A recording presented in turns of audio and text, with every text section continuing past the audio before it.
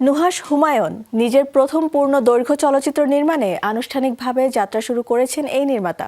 দীর্ঘদিনের পরিকল্পনা ও প্রস্তুতির পর অবশেষে শুরু হয়েছে তার বহুল প্রতীক্ষিত সিনেমা মুভিং বাংলাদেশের শুটিং। দৃশ্য ধারণের কাজ শুরু হয়েছে বলে নিশ্চিত করেছেন নির্মাতা নিজেই।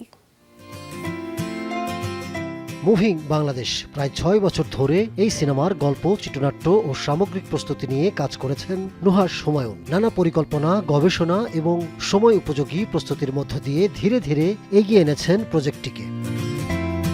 অবশেষে অবসান হয়েছে দীর্ঘ সেই প্রতীক্ষার। শুরু হয়েছে মুভিং বাংলাদেশের শুটিং। সম্প্রতি ঢাকার ২০টি ভিন্ন লোকেশনে সিনেমাটির দৃশ্য ধারণ শুরু হয়েছে। সিনেমার গল্প আবর্তিত একজন বাইক রাইডারের সংগ্রাম, স্বপ্ন এবং জীবনের নানা চড়াই উতরাই নিয়ে।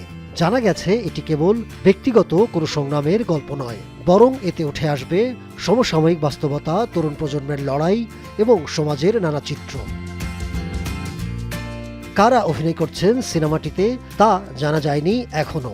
পুরো শুটিং শেষ না হওয়া পর্যন্ত বিষয়টি গোপন রাখতে চান নির্মাতা।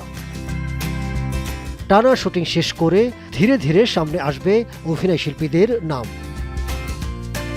সিনেমাটি নির্মাণ শুরুর আগেই সমাদৃত হয়েছে বিদেশের বিভিন্ন চলচ্চিত্র উৎসবে। ২০২১ সালে তাইওয়ান ফিল্ম কমিশন থেকে বড় অঙ্কের তহবিল পাওয়ার পাশাপাশি এটি ভারতের ফিল্ম বাজার, কানের মার্শেদো ফিল্ম এবং লোকার্ণ চলচ্চিত্র উৎসবের মতো নামকরা প্ল্যাটফর্ম থেকে নানাভাবে সহযোগিতা ও অনুদান পেয়েছে। সিনেমাটির প্রযোজনা প্রতিষ্ঠান থেকে গত এপ্রিলের শুরু থেকেই সামাজিক যোগাযোগ মাধ্যমে একটি বিশেষ কাউন্টডাউন শুরু হয়েছিল। ৮ দিন ব্যাপী সেই অপেক্ষার পালা শেষ হলো এবার। মে মাসের মাঝামাঝি পর্যন্ত চলবে শুটিং। এরপর শুরু হবে সম্পাদনার কাজ, তারপর মুক্তি। Ahmed Tauquir, showbiz tonight.